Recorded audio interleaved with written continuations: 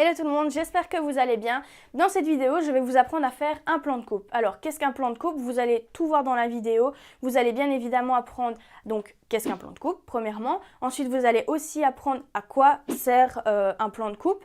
Tout simplement, ça sert, je vous le dis en quelques petits mots, à économiser du tissu. C'est hyper important en couture, l'économie de tissu. Et aussi, il y a donc un droit fil à respecter que je vous expliquerai bien évidemment dans cette vidéo. Tout sera bien expliqué par la suite. Alors moi ici, ce que je vais faire, c'est que je vais faire ça avec un patron d'un nœud papillon. Mais c'est exactement pareil avec tout autre patron. Maintenant, si vous faites par exemple une veste ou un pantalon, on placera d'abord les plus grandes pièces sur le plan de coupe et puis les plus petites. Mais encore une fois, tout est bien expliqué. Comme ça, au moins, vous savez. Alors, pour faire ce plan de coupe, c'est très simple. Vous avez juste besoin de 2 mètres ruban comme ceci et de papier collant. Et alors, d'une équerre, si vous en avez une, c'est beaucoup mieux. Si pas, c'est pas très grave. Et c'est parti. Alors, avant de placer les patrons, il faut d'abord connaître le plan de coupe, à quoi il sert, comment on le fait.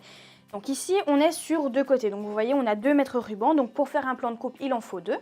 Alors, on va en avoir un qu'on va coller jusqu'à 70 cm minimum. Pourquoi? Parce que nos tissus en magasin sont pliés en deux et la plupart du temps, ils font entre 1m40 et 1m60. Mais la plupart du temps, c'est 1m40. Donc, divisé par 2, vu que les tissus sont pliés en deux, on est sur 70 cm. Donc ici, celui-ci que vous voyez en vertical fait 70 cm. Ensuite, on a le plus long ici qui peut aller jusqu'à 1m50 voire 2 m en fonction donc de votre patron et du vêtement que vous allez faire.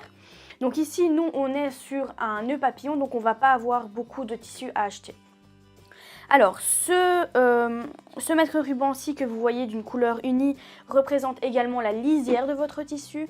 Donc la lisière de votre tissu, c'est le côté que vous allez voir sur votre tissu qui ne s'effiloche pas, où il y a des petits points ou alors parfois un double bord, un bord un peu plus tissé, je vais dire, tissé plus serré. Alors ici, on va placer nos patrons. Alors pour placer les patrons, c'est très simple. Donc vous prenez tous vos patrons et on commence par les plus grandes pièces d'abord. Donc ici en l'occurrence la plus grande pièce c'est celle-ci. Et vous voyez que ici on est sur un droit fil. Donc on le positionne.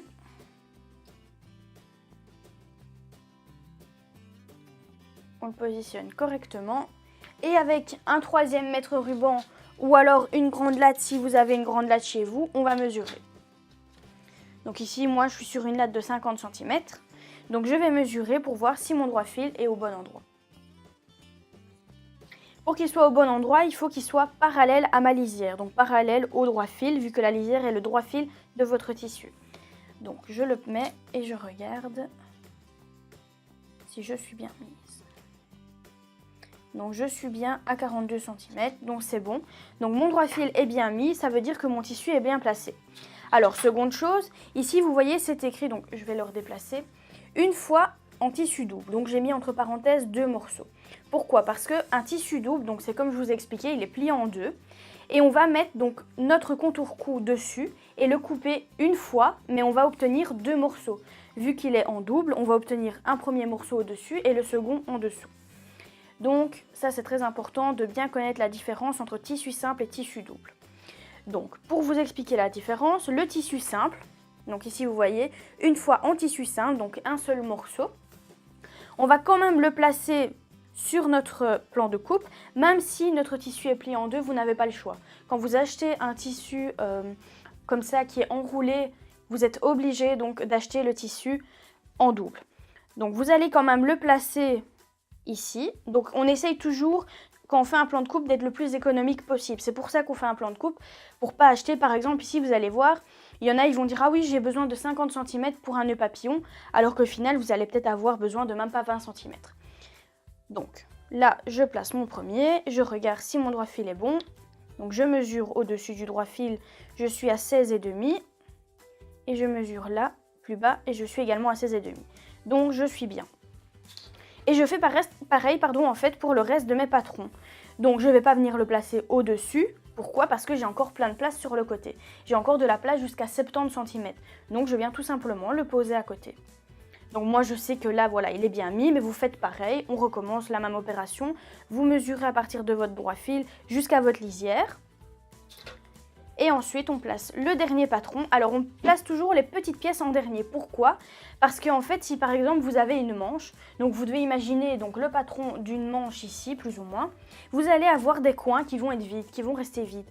Et en fait, vous allez pouvoir placer ces petits patrons dans les trous qui vont rester en fait au niveau de votre tissu. C'est pour ça qu'on les place en dernier. Donc moi, je vais le placer ici. Donc comme je vous disais, si vous achetez en magasin un tissu pour faire votre nœud papillon, vous allez avoir besoin. Donc ici, moi, je suis à 14 cm, pardon. Mais pour être sûr quand même, on ne sait jamais, on prend 20 cm. Alors, faites attention parce qu'il y a des merceries, des magasins de tissus, que ce soit sur Internet ou que ce soit des magasins physiques, ils ne vendent pas en dessous de 50 cm.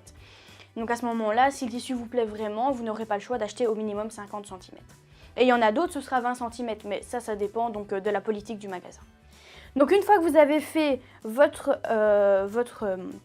plan de coupe pour votre nœud papillon, vous n'hésitez pas à noter bien évidemment le métrage que vous avez besoin pour ne pas l'oublier. Donc ici, mes pièces sont toutes les mêmes, mais je vais vous montrer après si mes pièces n'étaient pas les mêmes, ce qu'on devait faire. Donc là, mes pièces sont les mêmes, donc sur une petite feuille à part, on va écrire, donc moi j'ai un petit carnet où j'écris tout. Donc vous pouvez l'écrire soit sur vos patrons ou alors vous pouvez l'écrire sur une feuille à part, sur un petit carnet, c'est où vous voulez. Hein. Donc moi je vais noter nœud papillon. Donc nœud pape, voilà. Même tissu.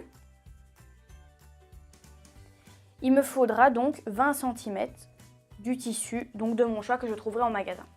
Maintenant, si je voulais, par exemple, donc c'est un exemple, hein, si vous voulez par exemple faire votre nœud papillon, les deux petits nœuds avec le cache du milieu d'une couleur et le contour cou d'une autre couleur, vous allez avoir besoin de 2 plans de coupe. Attention, bien évidemment, vous n'allez pas devoir avoir besoin de 4 mètres ruban, vous allez tout faire sur le même. Donc dans ce cas-là, qu'est-ce qu'on fait?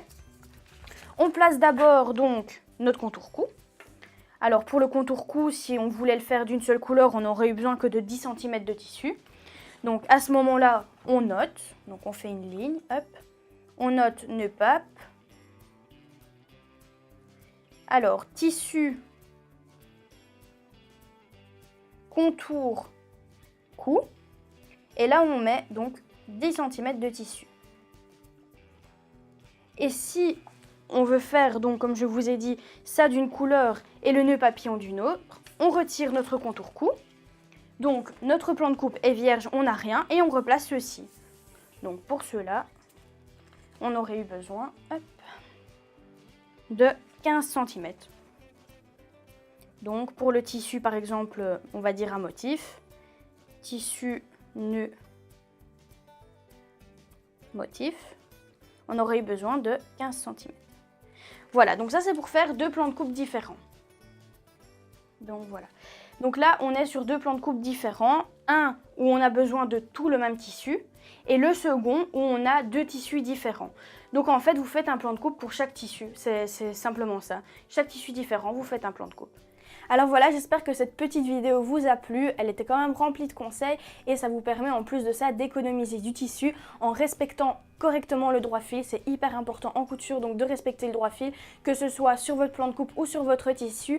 Comme vous avez pu le voir, un plan de coupe, comme je vous l'ai dit en début de vidéo, c'est hyper important pour justement ne pas acheter trop de tissu et puis en avoir plein sur les bras et pas savoir quoi faire. Encore merci à vous d'avoir suivi cette vidéo jusqu'au bout. Moi je vous fais des gros bisous et je vous dis à bientôt.